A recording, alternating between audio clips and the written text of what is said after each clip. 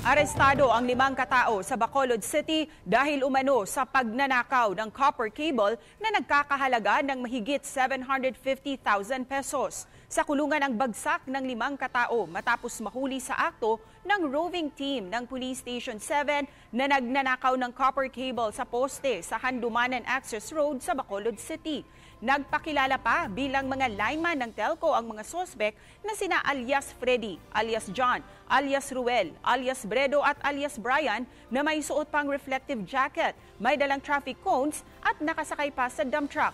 Umabot sa 750,000 pesos na halaga ng kable ang nakuha ng mga sospek na nakakulong na ngayon sa Police Station 7. Sinubukan ng GMA Regional TV 1 Western Visayas na makuhanan ng pahayag ang mga sospek, ngunit tumanggi ang mga ito na magpa-interview.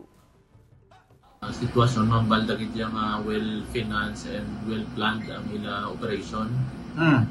Iti, sino man di makabalog nga may puluwaon sila nga muna dako ang atin dahil din na magamit sila sang truck kaga iban pang mga gamit.